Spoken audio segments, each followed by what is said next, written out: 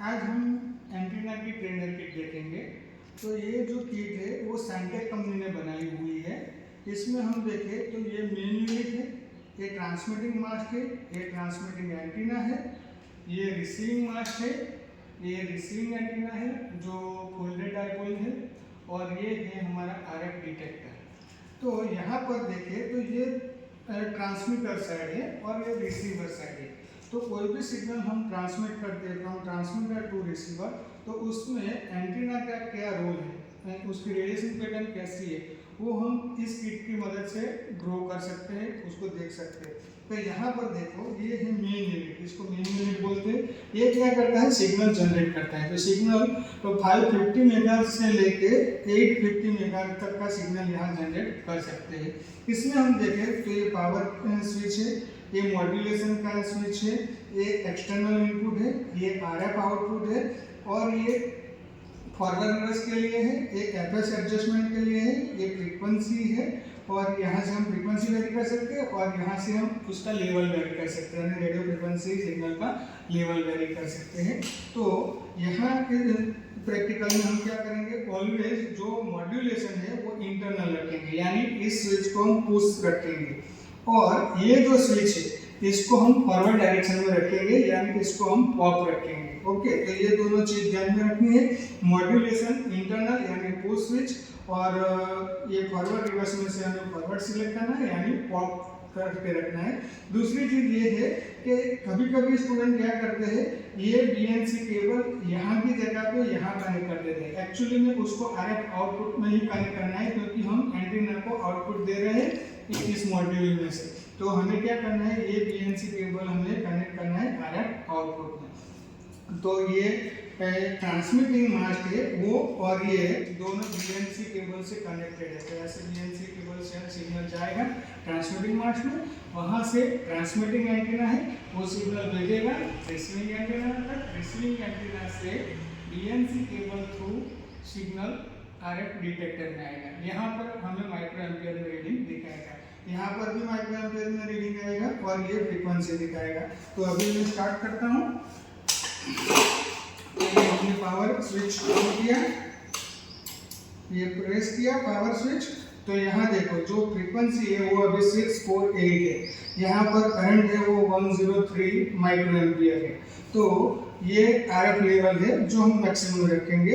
ये जो FS adjustment है वो हम मिडल में रखेंगे। तो ये चीज आपको ध्यान में रखनी है, हर वर्टिकल में आरएफ लेवल मैक्सिमम करना है। फ्रीक्वेंसी के बारे में अभी बता रहा हूँ मैं, ये फॉरवर्ड रिवर्स में है वो पॉप में रखना है, ये एफएस एडजस्टमेंट मिडल में रखना है, और आरएफ आउटपुट से आपको सिग्नल लेना है, और मॉड्यूलेशन टाइप पर आपको इंटरनल रखना है, यानी पोस्ट स्विच रखना है। अभी जो एडजस्टमेंट है वो क्या करना है, तो पहले तो यहाँ जीरो से लेकर 360 तक का रीडिंग है, तो आपको जीरो यहाँ इस साइड रखना है, और दोनों एंटीना अलाइन रखना है, यानी एक दूसरे के सामने आने चाहिए, उनकी हाइट और अलाइनमेंट दोनों सेम टू सेम होने चाहिए, तभी आप प्रॉपर रीडिंग ले पाओगे। तो यहाँ देखो मैंने इसकी हाइट भी सेम कर दी और डायरेक्शन भी सेम रखा हुआ है एक दूसरे के सामने। ये आरएफ डिटेक्टर को ऑन कर देते हैं। तो अभी देखते हैं ये जो फ्रीक्वेंसी है वो वेरी करने से भी रीडिंग वेरी होंगे। तो यहाँ वेरी हो रहा है, तो कोई एक पर्टिकुलर फ्रीक्वेंसी जहाँ पे आपका रीडिंग मैक्सिमम आ रहा है वो सेट करना है। तो अभी स्टेप हमने क्या क्या किया है, पहला स्टेप मेन जो यूनिट है उसमें हमने क्या किया है, आरएफ लेवल को मैक्सिमम किया है, एफएस एडजस्टमेंट मिडल में रखा है, ये फॉरवर्ड में कर दिया है, ये इंटरनल कर दिया है, और दूसरा दोनों एंटीना को अलाइन किया है, दोनों एंटीना को थोड़े सेपरेट डिस्टेंस पर रखा है अकॉर्डिंग टू एंटीना, यानी कुछ एंटीना है वो नजदीक लाना पड़ेगा, कुछ एंटीना को थोड़ा दूर ले जाना पड़ेगा। तो वो हम जो जहाँ पर भी मैक्सिमम रीडिंग आ रहा है उसके हिसाब से डिस्टेंस फाइनलाइज करेंगे, और फ्रीक्वेंसी की मदद से ये आपको कोई एक जगह पे मैक्सिमम फ्रीक्वेंसी जहाँ मिल रही है वो फ्रीक्वेंसी सेट कर देंगे। तो यहाँ पर देखिए रीडिंग आ रहा है 710, वो मैक्सिमम है आपकी। तो 710 रीडिंग हम रख रहे हैं।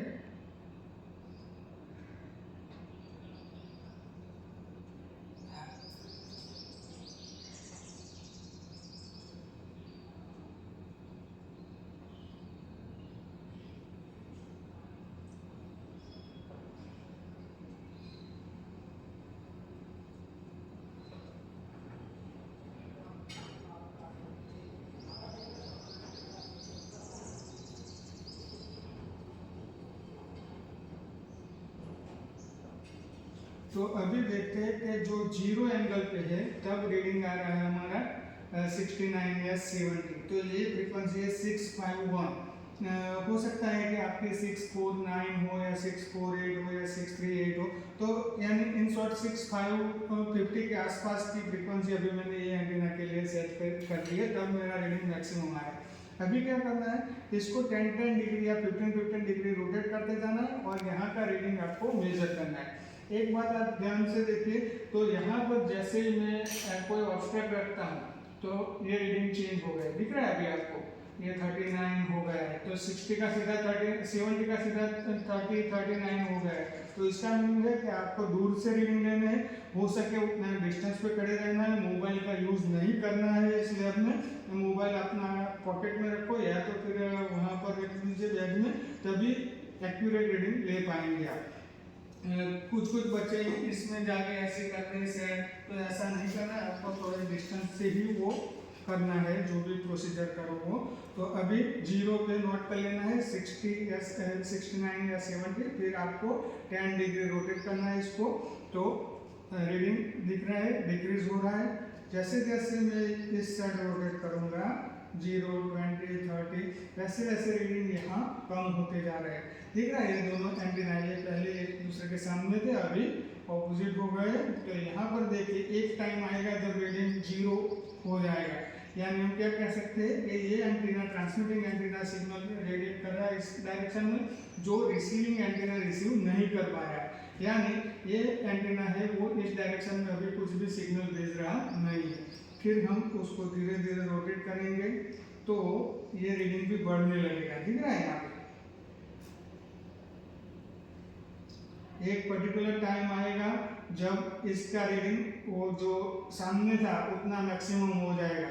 तो हम क्या बोल सकते हैं कि ये जो एंटीना है वो दोनों डायरेक्शन में सिग्नल सेंड करता है, आगे भी सेंड करता है, पीछे भी सेंड करता है। पीछे की जो इंटेंसिटी है वो थोड़ी कम है, यानी 70 तक नहीं जा रहा है, पर वो दोनों डायरेक्शन में तो सेंड कर रहा है। उसके बाद फिर से हम रोटेट करेंगे तो धीरे धीरे ये 0 हो जाएगा। ओके, तो जब भी साइड में होता है तब रीडिंग 0 हो जाता है। उसके बाद फिर से हम उसको रोटेट करेंगे तो ये धीरे धीरे बढ़ने लगेगा।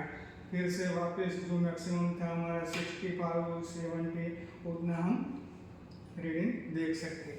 अभी जो 79 जितना रीडिंग आ गया, तो ऐसे हम सारे एंटीना को टेस्ट कर सकते हैं। अभी ये जो एंटीना है वो λ/2 सिंपल डायपोल है, उसकी जगह पे आप कोई भी एंटीना रख के उसका रेडिएशन पैटर्न ड्रॉ कर सकते हो। तो यहाँ पर अगर मैं रेडिएशन पैटर्न ड्रॉ करूँगा तो इसका रेडिएशन पैटर्न ऐसा आएगा, यानी एक साइड में ऐसा लोब आएगा, दूसरी साइड ऐसा लोब आएगा। इसको हम मेन लोब बोलते हैं, इसको हम बैक लोब बोलते हैं। तो ऐसे हम कोई भी एंटीना का रेडिएशन पैटर्न ड्रॉ कर सकते हैं। Okay, thank you.